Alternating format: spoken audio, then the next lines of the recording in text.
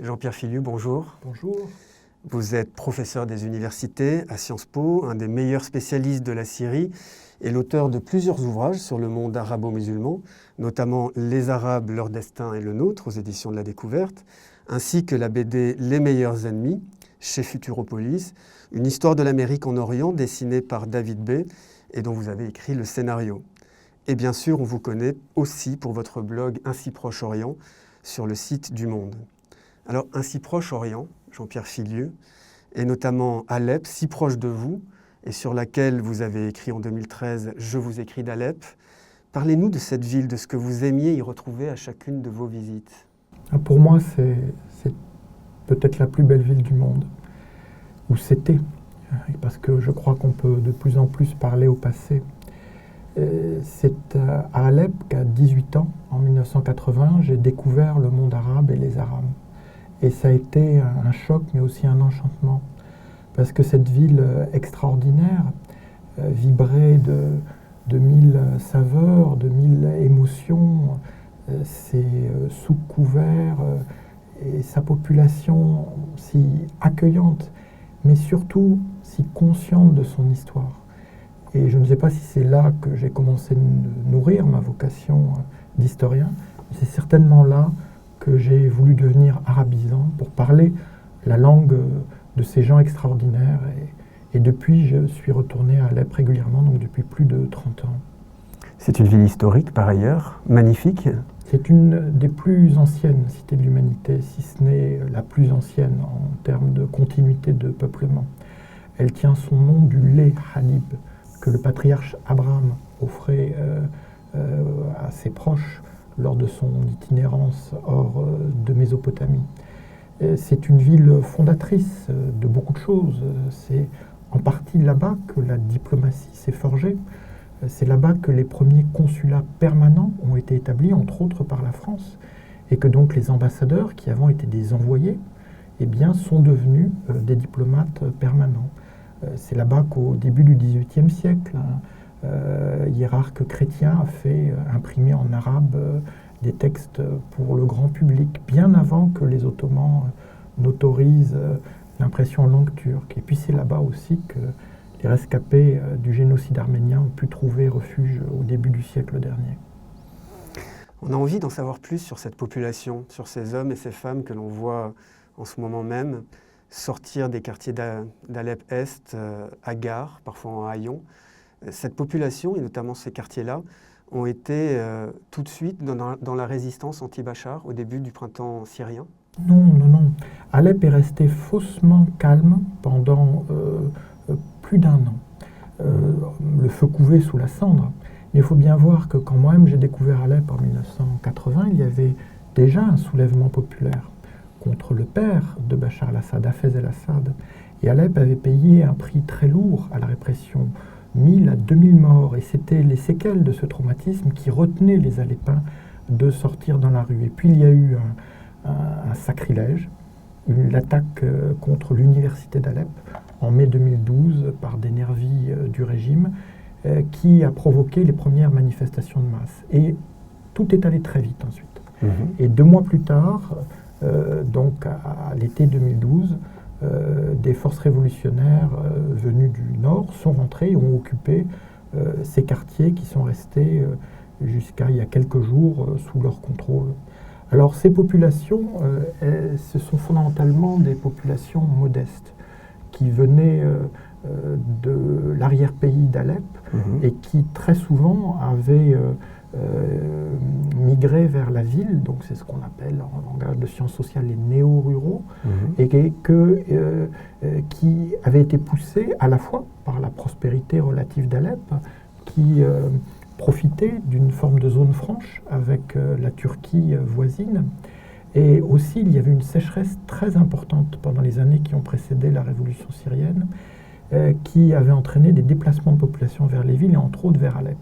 Donc ce sont ces populations plus pauvres, plus modestes que celles des quartiers ouest, plus bourgeois, plus installés, qui se sont retrouvés derrière ces forces révolutionnaires à partir de l'été 2012. Les derniers combattants d'Alep-Est, ceux qui sont encore en train de se battre entre les cessez-le-feu et les combats, quelles sont les forces qui restent dans Alep-Est, des combattants tels que ceux que vous venez de définir, et aussi des islamistes? Alors il faut bien voir qu'il n'y a eu aucun cessez-le-feu. Tous ces cessez-le-feu sont de pure propagande. Un cessez-le-feu, c'est quand on arrête le combat, qu'on arrête les bombardements, ça n'a jamais été le cas. Mais il faut bien voir aussi que nous savons très peu de choses sur ce qui se passe concrètement. Et que ce très peu de choses, ça n'est pas le fruit du hasard. Il y a une politique systématique de Bachar el-Assad et de ses affidés pour faire disparaître tout observateur de cette partie d'Alep. Quand moi-même j'étais dans ce secteur révolutionnaire à l'été 2013, il y avait déjà 4 de nos compatriotes, Didier François, Nicolas Hénin, leurs 2 compagnons d'infortune, qui étaient kidnappés aux mains de Daesh, qui a été expulsé d'Alep en janvier 2014. Donc les forces en question, le quartier en question où il se trouve, je le connais. J'y ai passé du temps. C'est le quartier de Seif el-Daoula. Et donc dans ce quartier, il y a essentiellement des milices qui sont des milices de quartier qui donc défendent leur terrain. Et puis il y a eu d'autres groupes qui sont venus au fur et à mesure, et notamment pour briser le siège d'Alep au cours de l'été. Et parmi ces groupes, il y a l'ex-front Nosra, qui maintenant s'appelle Fatah el-Sham, qui était la branche syrienne d'Al-Qaïda, qui prétend avoir rompu avec Al-Qaïda, mais qui de toute façon a un projet djihadiste. Mais il faut immédiatement dire que cette présence djihadiste, d'abord, elle est minoritaire, voire ultra-minoritaire. 2, qu'elle a servi de prétexte à la mise à mort de toute une ville. Et qu'aujourd'hui, on voit bien que s'il y avait le divorce que l'on prétend entre la population et les groupes combattants, on parle quand même de dizaines de milliers de personnes, de 100 000, eh bien, ceci aurait été balayé depuis longtemps. Donc, il y a bien un enracinement de la plupart de ces groupes combattants dans la population. Et pour moi-même, les combattants avec qui je suis resté en contact, eh bien, ils sont, comme on dit là-bas, les fils du quartier. Et il y a une sorte de patriotisme local. Et ils ont changé de groupe de très nombreuses fois. Oui. Ou plutôt, leur groupe a changé de nom de très nombreuses fois. Mais eux, ils sont restés les mêmes. Enfin, ceux qui ont survécu. Parce qu'il faut voir que le taux de perte chez ces combattants, chez ces résistants, chez ces révolutionnaires, il est énorme. Et que donc, effectivement, ceux qui restent ne sont pas forcément les plus modérés ou les moins radicaux. Ça fait quand même 4 ans que ça dure. Et que c'est une violence qui n'a cessé d'être aggravée. Alors justement, on sait que les populations civiles ont été systématiquement visées dans ces bombardements. Comment est-ce que vous expliquez cet acharnement contre les populations civiles? C'est une politique délibérée. Il faut bien voir que pour le régime Assad, Alep-Est était insupportable, non pas parce qu'il y avait une présence combattante, elle n'a jamais représenté une menace pour le régime, ça n'est pas sérieux. D'un côté, il y a le monopole de l'aviation, il y a l'utilisation ponctuelle d'armes chimiques, il y a l'artillerie lourde, il y a un avantage écrasant en blindés, donc il n'y avait pas de menace. Non, la menace, elle était politique. Ça voulait dire que quelque part, des centaines de milliers de Syriennes et de Syriens pouvaient s'organiser hors du régime Assad. Et ça, c'était insupportable. C'est pourquoi il a fallu d'abord détruire les boulangeries, ensuite les écoles, et après, pour mettre vraiment cette population à genoux, les hôpitaux et les cliniques. Et cette technique de dévastation, elle s'est aggravée avec l'entrée en guerre directe de la Russie à partir de septembre 2015, où là, on peut dire qu'il y a application sur une très grande échelle, une bien plus grande échelle en tout cas, des techniques de guerre qui avaient, du point de vue de Moscou, fait leur preuve en Tchétchénie. Bachar el-Assad n'aurait pas pu venir à bout d'Alep sans l'intervention des Russes. C'est impossible. D'ailleurs, il faut bien voir que sur le terrain, les lignes de front étaient beaucoup plus tenues par des étrangers que par des Syriens. Du côté gouvernemental, Bachar el-Assad a impliqué la garde présidentielle, donc ses troupes de choc, ainsi que des milices qu'on qualifie de défense populaire, entre guillemets, qui sont généralement des gangs, liés à différentes personnalités mafieuses et ou charismatiques, et qui, effectivement, ont participé à la bataille. Mais le vrai poids de l'offensive a reposé sur les gardiens de la révolution d'Iran et sur les milices chiites pro-iraniennes, que ce soit le Hezbollah, donc le Parti de Dieu libanais, ou des milices irakiennes et même afghanes, qui ont été engagées avec des milliers de combattants et qui ont eu beaucoup de pertes. Et c'est pour ça qu'on peut craindre que ces étrangers, qui ont eu beaucoup de pertes, quand ils tomberont sur des civils, si ce n'est déjà le cas du camp opposé, eh bien je ne pense pas que les conventions de Genève vont les arrêter.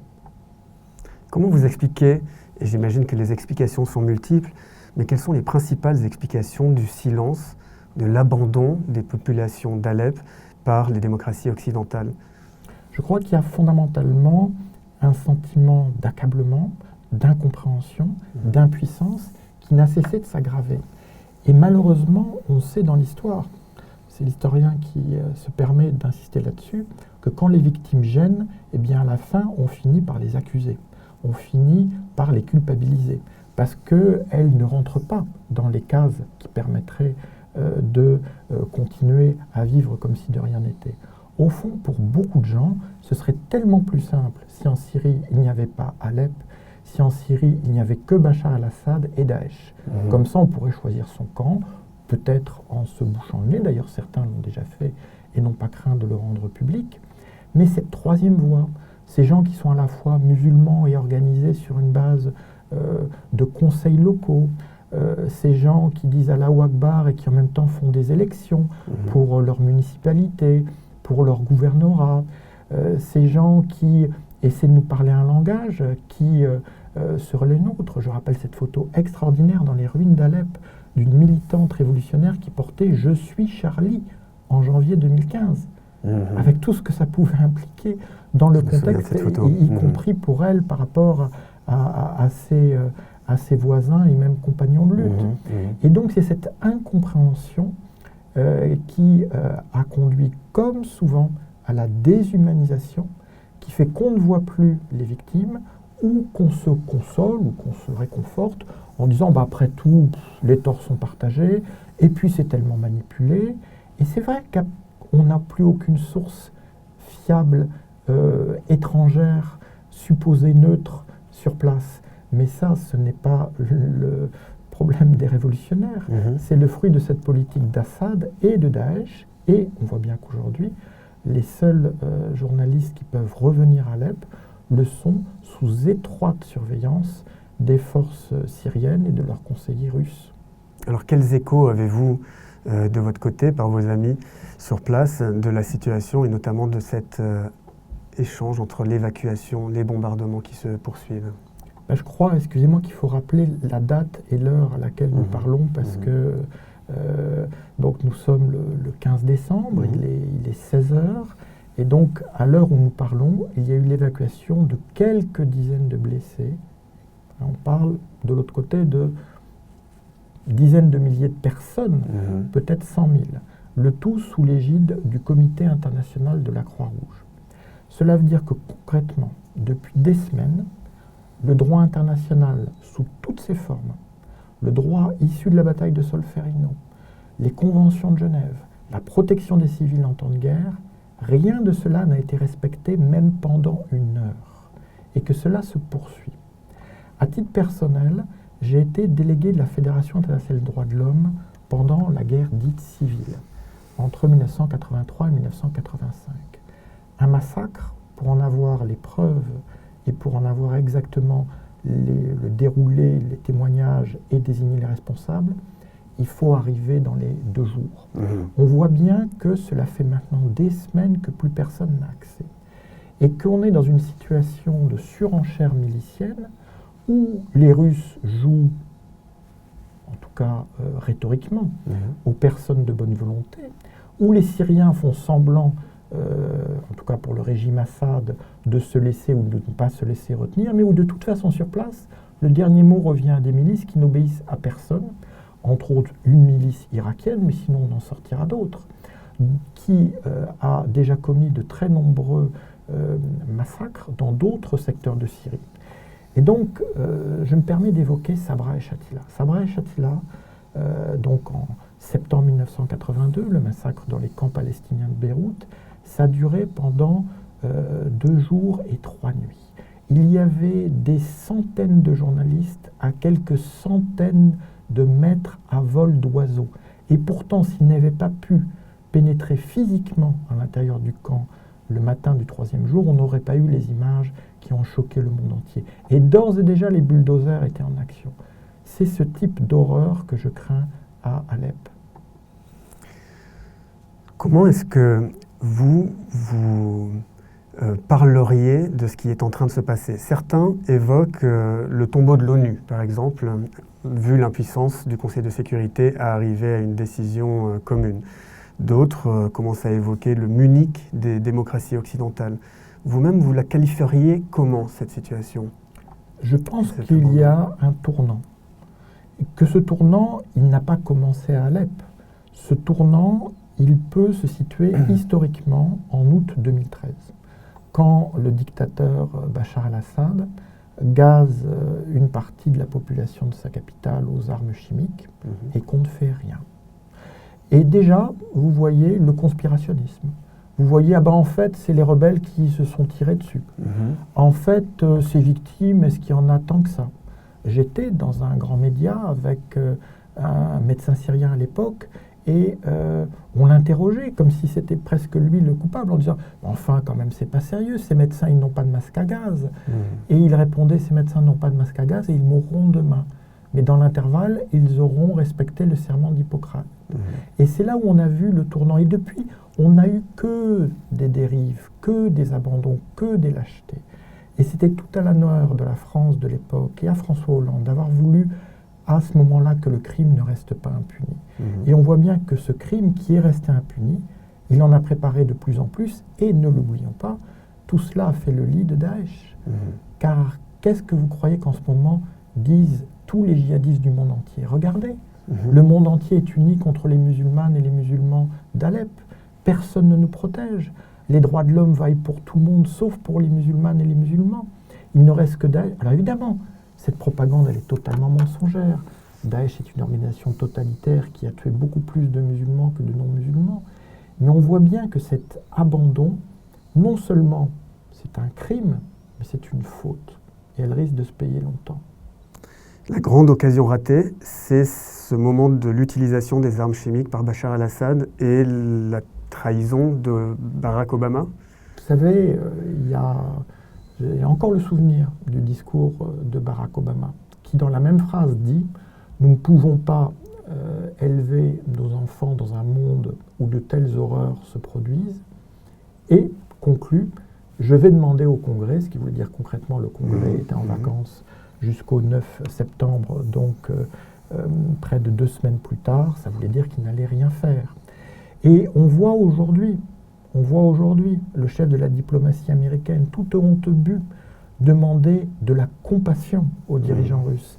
Mais le droit humanitaire, ça n'est pas le bon vouloir du vainqueur, ça n'est pas retenez votre sabre, monsieur le bourreau. Le droit humanitaire, ce sont des normes. Et ces normes, nous les avons laissées piétiner en Syrie. Et c'est évidemment une abomination pour la Syrie, mais ça ne peut pas rester confiné en Syrie, dans un pays aussi chargé d'histoire, aussi lié à ce qu'est notre culture et notre civilisation, à une ville comme Alep, dont j'ai rappelé qu'elle est peut-être la plus ancienne de l'humanité. Ça pose la question de savoir si cet événement va s'arrêter à Alep, à la Syrie, au Proche-Orient, ou s'il va avoir une dimension mondiale. Pour votre part, vous avez à plusieurs reprises évoqué le parallèle possible sur évidemment certains points entre ce qui se passe à Alep et la guerre d'Espagne. Est-ce que vous maintenez cette comparaison et sur quel point précisément? Alors je n'ai pas été le premier à l'utiliser, c'est le journal Le Monde en septembre 2012, à l'époque d'un bombardement qui à l'époque paraissait tellement atroce que Le Monde avait publié la photo de ce bombardement sur 1,5 page. Il avait parlé de massacre d'État en une et avait évoqué Guernica. Et donc le précédent de 1937 du bombardement par l'aviation nazie de cette ville basque tenue par les républicains. Donc quand je parle de guerre d'Espagne, je ne décerne pas des bons points et des mauvais points. Je dis simplement d'abord que cette histoire arabe, elle est aussi la nôtre et qu'il ne faut pas considérer qu'il y a une histoire européenne noble comme la guerre d'Espagne et qu'il y aurait une histoire arabe périphérique comme ce qui se passe en Syrie. Mais surtout, je souligne le fait que quand on réveille les monstres, ils ne restent pas contenus comme on croyait qu'ils seraient contenus au sud des Pyrénées. Et on voit bien que des techniques de combat ont été utilisées, qui sont évidemment en violation de toute forme de droit international. Bombes à sous-munitions, apparemment bombes à souffle combinées au phosphore. Tout cela est absolument prohibé. Et les Russes s'en sont donnés à cœur joie dans ce théâtre d'expérimentation à l'air libre qu'était pour eux Alep. J'aimerais croire, quel que soit mon cœur qui saigne pour la Syrie, que tout ça va rester là-bas. Mais regardez déjà août 2013, Poutine a évidemment médité sur les leçons de la reculade d'Obama avant d'annexer la Crimée quelques mois plus tard. Donc on voit bien que cette histoire européenne et cette histoire arabe sont intimement liées. On voit bien que le nouvel impérialisme russe, il ne s'exerce pas qu'en Syrie, il s'exerce aussi en Europe, pas aux portes de l'Europe, en Europe, en Ukraine. Et tout ça, nous aurions dû y penser quand nous avions encore le moyen de contenir ces monstres, mais je crains que de toute façon, ces monstres ayant été réveillés, eh bien, ils vont continuer de proliférer. Poutine, qui s'était tellement vanté, il avait même organisé un concert philharmonique dans les ruines de Palmyre, d'avoir libéré la cité antique des mains de Daesh, ce qui est une réalité en mars 2016. Mais là, tout occupé qu'il est, tout acharné qu'il est contre Alep et ce dernier carré, il a abandonné de nouveau Daesh à Palmyre. Et Daesh reprogresse. Et Daesh va sans doute commettre encore de nouveaux crimes, de nouvelles destructions. Donc non seulement le soi-disant bouclier de Poutine et d'Assad est percé de partout, mais en plus, il nourrit les monstres qu'il prétend combattre. Et c'est là où l'analogie avec la guerre d'Espagne me paraît justifiée. Vous avez dit qu'il y aura un avant et un après Alep. Pour la Syrie, qu'est-ce que ça signifie ? Il est évident que pour la Syrie, la troisième voie a pris un coup militaire dont elle se relèvera très difficilement entre Assad et Daesh. Cela dit, cette troisième voie ne pouvait pas vaincre militairement. Ce qu'il fallait, c'est qu'elle puisse organiser des territoires sous un mode qui n'était ni celui de la dictature, ni celui des djihadistes. Mais on voit bien que la victoire, appelons-la ainsi, d'Assad et de Poutine, eh bien, elle va précipiter d'autres tragédies, nous entraîner encore plus vers le gouffre, parce que maintenant, déjà Palmyre est retombée aux mains de Daesh, déjà. Et alors, que vont faire les soi-disant vainqueurs ? Est-ce qu'ils vont se retourner sur Palmyre ? Est-ce qu'à ce moment-là, ils vont se rendre compte que pendant qu'ils se tournent vers Palmyre, il y a d'autres fronts qu'ils ne tiennent plus ? Est-ce qu'ils vont vouloir achever la troisième voie pour de bon en se tournant vers la province d'Idlib ? Est-ce qu'ils peuvent continuer à avoir à Raqqa Daesh qui prolifère et Daesh qui inspire des attentats, on le sait, en Égypte, contre les Coptes, mais aussi au Pakistan, contre un sanctuaire soufi, au Yémen, contre les représentants du gouvernement reconnu par la légalité internationale, etc., etc. On voit bien que l'avant et l'après Alep, ils pèsent beaucoup plus sur les possibilités pour nous, démocratie et démocrates, d'arriver à renverser cette tendance qui, au-delà de la Syrie, nous est tellement défavorable et qui est tellement dangereuse pour nous. Et c'est un retour de la guerre froide quand on voit les échanges qu'il y a pu y avoir à l'ONU entre les envoyés russes et américains. Pour l'instant, il y a une guerre froide à sens unique. Elle est menée par la Russie, toute seule, vu qu'en face, il n'y a que reculade sur reculade sur reculade.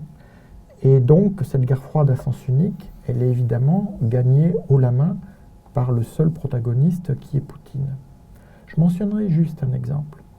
En septembre dernier, un convoi humanitaire de l'ONU a été bombardé de nuit par l'aviation.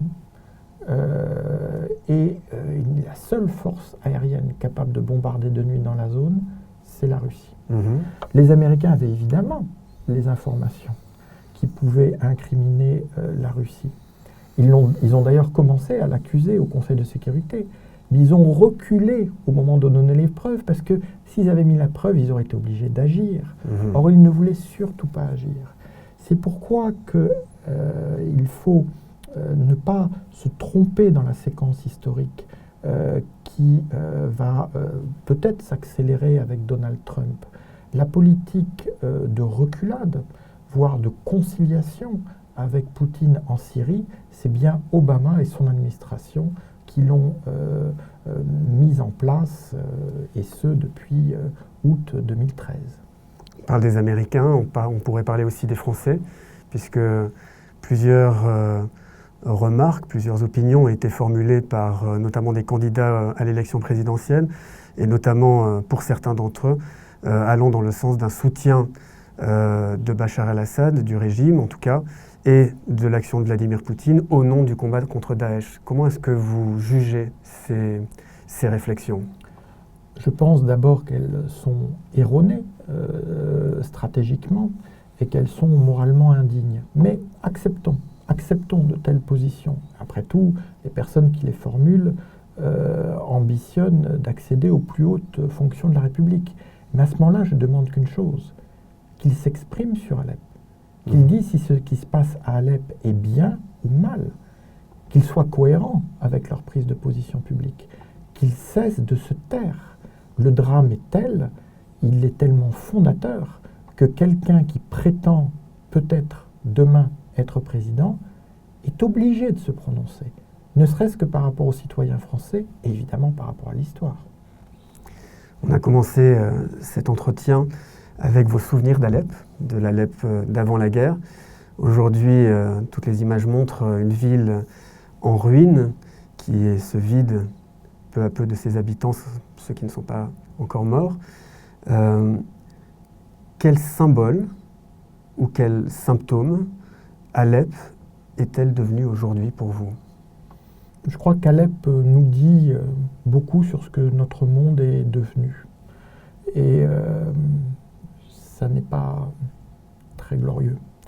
Et en même temps, vous parlez des destructions. Quand j'étais à Alep en juillet 2013, j'y étais pour la revue 21, pour faire un reportage auprès des défenseurs citoyens du patrimoine, avec qui je suis resté en contact. Et il y avait cette démarche extraordinaire. Quand par exemple un bâtiment a été détruit, ils mettaient de côté les pierres, parce qu'ils étaient convaincus qu'un jour, ils pourraient reconstruire et qu'à ce moment-là, il fallait que ce soit avec les mêmes pierres pour que leur histoire soit préservée. Ces personnes n'ont jamais été aidées par l'UNESCO, ni par quelques organisations internationales dignes de ce nom. Je rappelle que c'est le régime Assad qui continue de représenter la Syrie à l'UNESCO.